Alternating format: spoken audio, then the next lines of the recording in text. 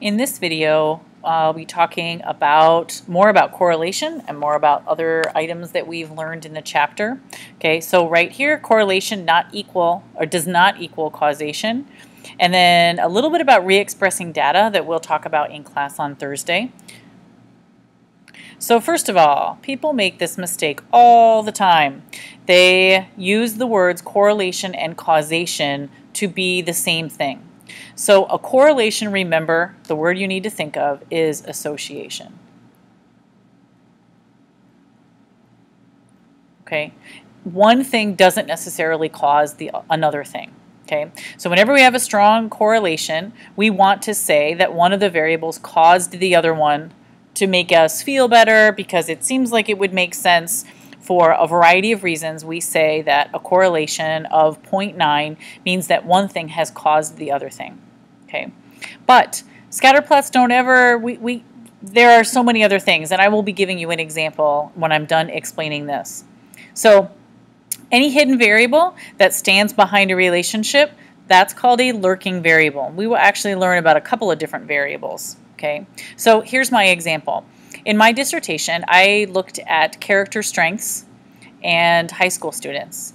And specifically, I was looking at a class called AVID to see if there was an association or if there could be an effect with students in AVID compared with students who were not in AVID. So I did a study where I had 25 students in AVID and 25 students who were not in AVID but were AVID-like. And AVID, if you don't know what that is, it's a class for students who are not achieving to the level they need to be achieving at. So they're kind of C students who could really be A students if they were motivated and determined to be doing better in school. So at my school, we had this class called AVID, and I wanted to see if it made any difference at all in students. I had to be really careful not to say that the class is what caused the changes that I noticed in my students. Because even though, and this is how I did my study, I gave a survey at the beginning of the semester and I gave a survey at the end of the semester to the same students. So survey in August before they had the class and a survey in December after they had one semester of the class. And I did notice some changes, and I will continue to talk about that. I don't know if I'll get to it in this video or another video. But my point is that if I saw changes in students from the beginning of the semester to the end of the semester, with students who were not in AVID and students who were in AVID, it could be for a lot of reasons. Maybe they just matured between August of their freshman year to December of their freshman year. It could have had nothing to do at all with the AVID class. It could have been the teachers that they had and the teachers who influenced them to be more motivated and work harder in their subjects. It could have been a change at home. Maybe they weren't working to potential because it was a split family situation and they were just starting to go through that, and now they've worked out some agreements, and I'm making this up, I don't know if that's true, and maybe now some things are better. Okay, so I had to be very careful not to say that AVID was what caused the change I saw in students, because there were so many other variables that could be there that I wasn't testing for, or I wasn't zeroing out, if you will. Okay, so that's my long explanation of one reason why we can't say that correlation means anything to do with causation. Okay, so on the next few slides, so I guess I should go back and say that my lurking variables could have been something else that's going on, and I mentioned a few of those. It could be a teacher who had an influence. It could have been a coach or somebody from church who influenced them outside of class that I wasn't looking for. All of those differences would be lurking variables, and there are ways to reduce those number of variables.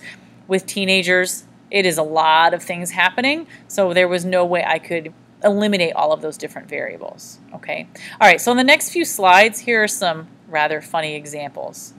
Okay, and I'm going to pause the video and ask you to type in what you think your answer is before I talk about it. So one thing that you should notice in this graph is that in the months of May through July, the amount of ice cream sold increased with the number of murders that happened between May and July. So you could look at this graph and say, well, of course, the correlation between them is great. They're almost the same line. So the slope between them is almost the same. So clearly, selling ice cream leads to murder. So what do you think about that? Obviously not true. You could have all kinds of reasons. It's hotter in the summer, therefore more ice cream is sold in the summer. Murder. There are probably more murders happening in the summer because more people are outside. And this maybe is not even true in California because you kind of have summer all year round.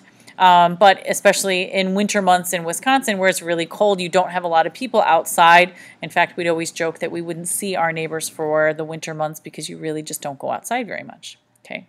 All right, here's another example. So here's the scatter plot. They've connected the points.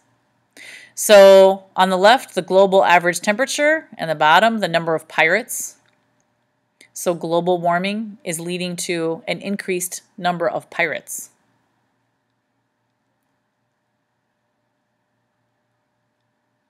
Actually, this graph is funny because this doesn't even make sense. 35,000, 45,000, 20,000, 15,000. The graph, it's going backwards anyway. But you could say that there is an increase. I guess maybe these numbers are backwards, but actually what it's saying is global warming is reducing the number of pirates. Okay, I think the number of pirates are being reduced because there are more Coast Guard ships out. And yeah, there's a variety of other variables, other possibilities. Okay, I think I have one or two more. So this one, the real cause of increasing autism prevalence. Okay, so how more likely is autism is being diagnosed more now than it was before? They give you an R value of 0.9971. We'll talk about what this means later, but right now here's the R value. So over the years from 1997 to 2009, autism has increased with the organic food sales.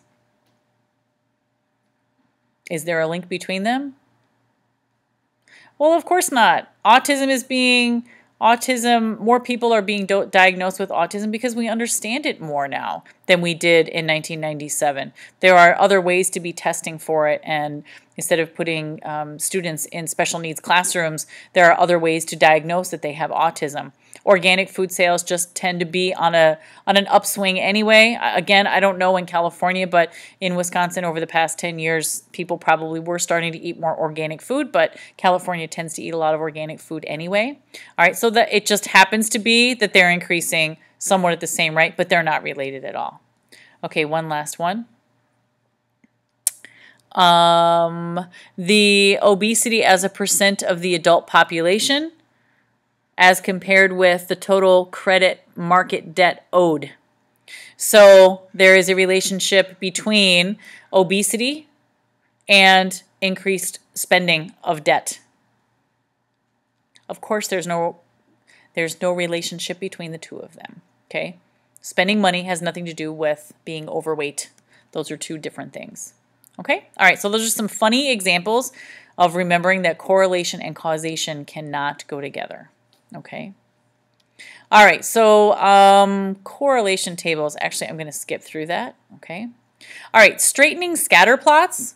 So one of the ways to straighten a scatter plot, and again, we're going to be going through this in class, but I want you to see that there is a bit of a curve here. Okay. Right here, there's a curve. So we can do what's called re-expressing data. All right, so the notes at this part, you don't need to take too many notes because we're going to be doing this in class, and this is just a quick explanation of what it looks like. Okay, so if it looks like this as a curve, and oh, I should also add that I think it's in chapter 10, we spend a lot more time in this, but right now it's just an introduction.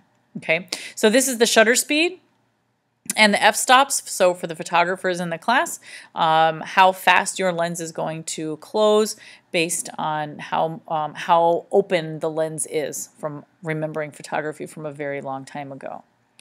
Okay, so actually I'm going to skip these directions for now because we'll talk about this later. Okay.